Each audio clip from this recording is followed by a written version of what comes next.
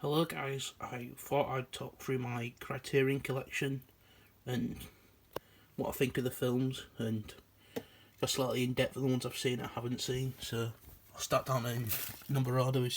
Gotta go down to 14.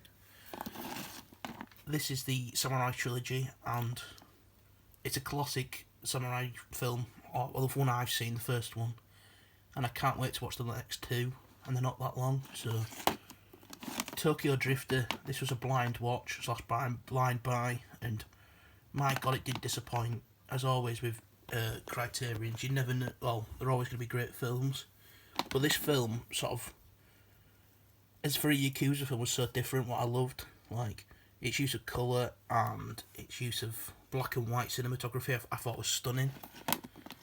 Taste of Cherry, my new favourite film probably. It's so close to being a sort of 5 out of 5 for me. I found it sort of mesmerising. Like I've only seen a few of his films, and they're further down the line.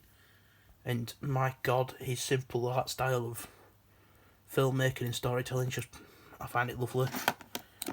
Rushmore, it's out, a Wes Anderson classic, and a stunning Criterion box. I love these art style for the West films, and I wish they carried on, because I haven't got Moonrise Kingdom, but that has a not as cool looking front, but I love this sort of cartoony style. Last Temptation of Christ, a Scorsese classic, what I still haven't seen. I know my grandparents are pretty devout Christians and they're not a fan of this film at all, so I'll give it a watch and tell them about it. Do the Right Thing, a Spike Lee fucking classic, a stunning film set on a simple day and everything has to go wrong on a hot day. 8.5. I've only just watched this recently, and to say the least, I've never seen a film like it, and it's a masterpiece. And I couldn't get over it because days after I was thinking about it, similar to Alex Pitts' video. Was it Alex or Filmflix or someone's video was talking about like rewatchability and what makes a good film, and I've only seen this once, and I definitely know it'll be 5 again. The Royal Tenenbaums, a Wes Anderson classic again, as it seems he has quite a few on Criterion.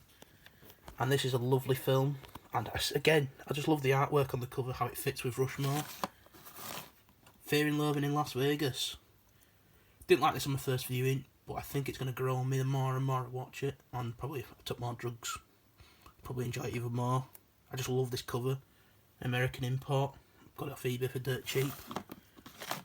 Sword of Doom, a film I still haven't seen, another samurai film, what is supposed to be a classic, and I can't wait to get my hands or my eyes on it. An Orson Welles film, F is for Fake. I've sort of gone in sort of fallen in love with his work recently. Since rewatching Citizen Kane and watching Where the Wind Blows, or something like that, and the documentary with it, and I've just sort of fallen in love with his work. I feel really bad for him because he's kind of doesn't get enough credit, sort of thing, even though he made one of the greatest films of all time, people think. Life Aquatic, this is another West film, and my god, I love it. It's the soundtrack, the performances, it's just lovely. I've got Yee Yee, still haven't seen it. I know I'm going to love it, but I just need to get round and give myself 3 hours and to sit there and go, yeah, it's time to watch it. Mishima, A Life in 4 Chapters. I went blind with this. I just stuck it on my wish list for Christmas, and luckily I got it, and my god, it was stunning. I've never seen a story like this, and this Criterion is beautiful as well. That sort of adds to the film, but the film was something else, like I've never experienced it before. Then we've got Bottle Rocket, another Wes Anderson classic. Again, it links with all the films, like the cover with all the other films, with sort of the cartoony, and I just watched this last night and I absolutely loved it. More than the first time I watched it. I wasn't a big fan. 12 Angry Men, showed this to my dad a few nights ago for the first time, and it's just honestly, in my top 5 films of all time. Every time I watch it, takes my breath away, and I've only watched it twice. maybe because I'm a fat bastard. The Three Outlaw Samurai. This was another blind pickup, but I've heard great things about this. Well, I just love samurai films, so I've had to pick it up. God, I'm shaky. Then we've got Marlon Brando's On the Waterfront. This film I watched because of my mate Will. He probably watched this video because he loves me. And this film was brilliant, and I need to rewatch it. When I bought this off eBay, I got it for 14 quid, and I thought, that's a steal. And then I read the description, and it only has the film and not the second disc, so at some point I'm going to have to sell this. I'll give it away and rebuy it, because I want to watch the special features just for Brando. Day and Night, another blind buy, but a love of French cinema is what I'm trying to get into more.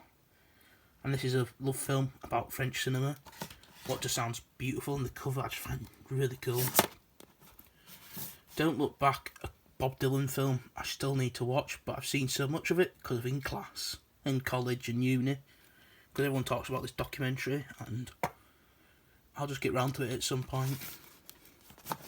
Brighter Summer Day, I still have not watched this, and I kick myself all the time about it, and I just find it, I know I'm going to love it, but I can't find the time to watch it. Doctor Strangelove, I'm not going to pronounce the rest of it because it's too long. Love this release on Criterion with all the special features and sort of the additional information you get from it, like the secret booklets and little tiny books and stuff. I just find it cool, and it's a brilliant film. Kurosawa's Dreams. This was a blind pickup, but I love Kurosawa. And then once I found out Scorsese's in it as Vincent van Gogh, I kind of wanted to watch it more. Still haven't watched it because I'm lazy. Then we got Punch Drunk Love. Adam Sandler's best performance, I think. Maybe. Probably is. I just love this film. It's funny, it's witty. Just got everything you need in a comedy. It's kind of heartbreaking as well. It's good in the whale. A classic Baumbach film, and it's just got Baumbach's sort of style of writing, what I kind of love now, and how witty it is, because obviously him and Wes have collabed together on things like Fantastic Mr. Fox, and I absolutely loved that. Maybe one of my favourite films. Stalker, in my, again, top 5 films of all time. Brilliant Russian film. It will leave you hanging for a few days, but not as much as the film coming up soon. You probably can just see it.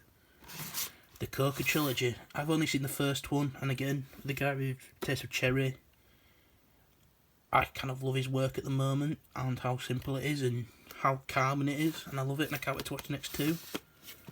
Midnight in Cowboy. Shout out to Will for getting me this for Christmas, or my birthday, I can't remember. But a stunning film. I need to rewatch it, because it's been a while. Rise in the Sun. I haven't seen this yet. Got this cheap off eBay, because just saw it cheap and thought, it's a Criterion, why not pick it up? 24 Frames, another film by the guy who did Coca trilogy and A Taste of Cherry, and this film is, still haven't seen it, but it's the last he made, and what I've seen of his work, I'm going to love it. This is the film what left me on my knees for a few days after. Come and see, probably the greatest war film of all time, and a stunning Criterion release of it. It's an experience, this film, and you'll never get it from another film, I think.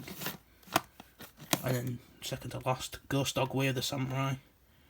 My uncle showed me this in a caravan, and I fell in love with it, and it's brilliant, and I've watched it 3 times now.